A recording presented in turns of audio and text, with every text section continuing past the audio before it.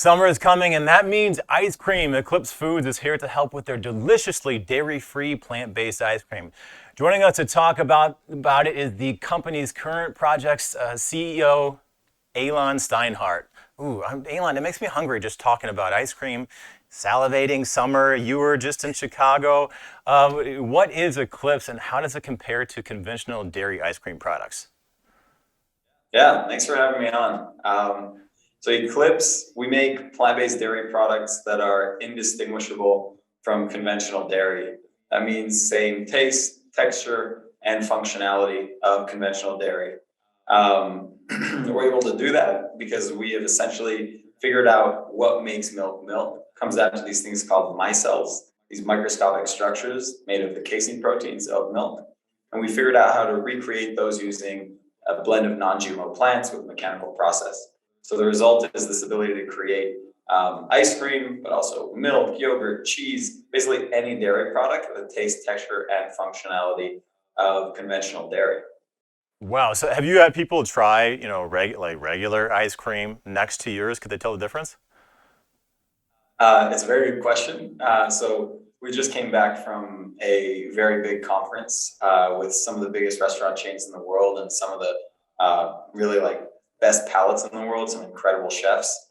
And consistently, we have people try the product, and people say, "I would not be able to tell that this is plant-based if you hadn't told me." And we've actually partnered with some of the best chefs in the world, including Michael Tusk of Quince, which is a 3 Michelin star restaurant, Corey Lee of Venue, which is a 3 Michelin star restaurant, and they tried those products and really said, like, this is by far the most realistic plant-based product there is, and really hard to tell that it's made from plants and not dairy. Yeah, I know. I've had plant-based ice cream before, and you're like, oh, it's good, but it doesn't taste like the ice cream as a kid. So it's nice to hear that this is coming along. Now, what's the story and the decision behind starting Eclipse Foods? Yeah.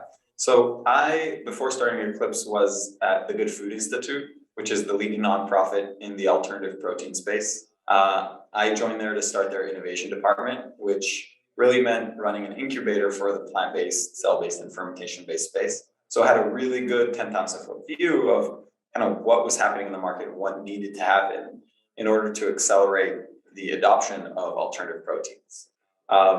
My co-founder, Thomas, was the director of product development at Hampton Creek, or Just.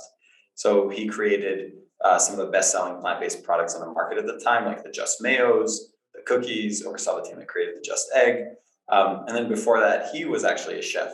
So he had chefed or staged at a total of 16 Michelin stars around the globe, was twice nominated James Beard Rising Star Chef, whose name is Agats 30 Under 30. So really this food genius, and he had this perfect on the bench view of kind of what was possible in this industry and what we could make. And we really came together with this shared mission to create a more sustainable, healthy, and ethical food system by transitioning our food system away from factory farming or industrial animal agriculture and towards alternatives, with plant-based being a really strong alternative.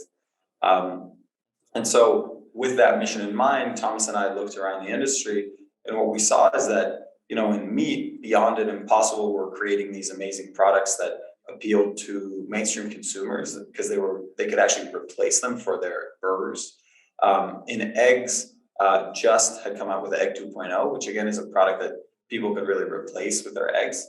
But in dairy, ironically, there were so many substitutes, right? There was cashew cheese and soy ice cream and oat milk and all these things, but there was no true dairy replacement, something that really had the taste, texture, and functionality of dairy and would therefore appeal to mainstream consumers on a really large scale. We're talking that $500 billion dairy market, as opposed to that, just a few percent that is currently the alternative dairy market. And so that was really what we wanted to do, is to create the world's first ever true dairy replacement. I mean, that's nice. Your Michelin stars are aligning. If you can get part of that $500 billion, you can help the planet and make a lot of money. That's not a bad thing to do, man. Now, where can we find, I know people watching this are like, okay, now where can I get my hands on this product? Yeah, so we're available in retail and in food service. In retail, Whole Foods NorCal, Albertsons, Vons, Pavilions, and SoCal. We're available in GoPuff, the on-demand delivery app, in a bunch of different markets, and also in some of the top kind of natural retailers around the nation, like Central Market in Texas is an example. But I would go to eclipsefoods.com/locations to find the closest near you. Okay. And we're also expanding in a really big way in food service. We're available in After's Ice Cream in Southern California and Silver Diner in the Mid-Atlantic area. And we're actually launching with a national burger chain this next month. It's really exciting. It's going to be the first ever plant-based shake that is introduced nationally in a fast casual chain. So a really big moment for our industry and for our mission at Eclipse. And so you can look up eclipsefoods.com/locations starting next month, and you'll be able to find it probably at a location near you of this national burger chain. Wow. Obviously, you can't tell me the chain because you keep saying national burger chain. I get it. It's fine. You don't need to tell me the secret. But I'm a chocolate ice cream guy. What's your favorite kind of ice cream?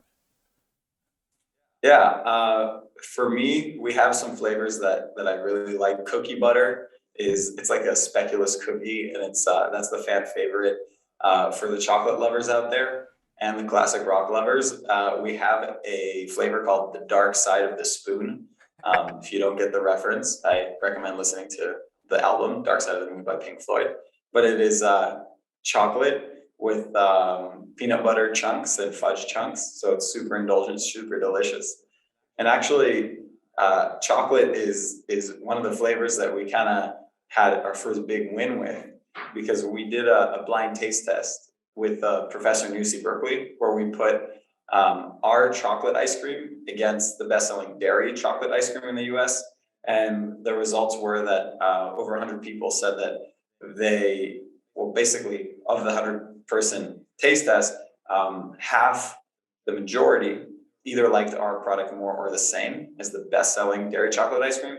And 73% said that we were actually creamier than the best-selling dairy chocolate ice cream in the US. And if we want to really change the food system, we have to be able to compete with dairy on those factors that really matter, and creaminess is obviously one of those. So chocolate is great. Yeah, you have to have the creaminess factor. Now, you guys are going to be at the Future Food Tech Alternative Protein Summit this summer. What can attendees expect to see you from there? Yeah. Well, first and foremost, most importantly, we're bringing ice cream. So everyone will have an opportunity to come and try what really is the future of ice cream and a part in the future of dairy. And we would love to hear what people think, what they love about it, what they think needs to be improved, because in the end, we are always improving and really, really maniacal about creating the best product possible. And the reason is because we're not going for this small substitute market. Like, we are going to replace dairy, and we are going to really change the food system. And the only way we get there is by meeting consumers where they are. The number one reason that people avoid plant-based dairy today is taste. And so making sure that for consumers across the board, we deliver on just that. And then in addition to that, I will be speaking on kind of what the future of protein will look like. What does alternative protein look like in 2050? And so will be a great discussion around that as well. I'm excited to be there. Big ideas, taking on big dairy. Elon, thank you so much for joining us, and make sure to connect with Eclipse at Future Food Tech's Alternative Protein Summit in New York this summer, June 21st and 22nd.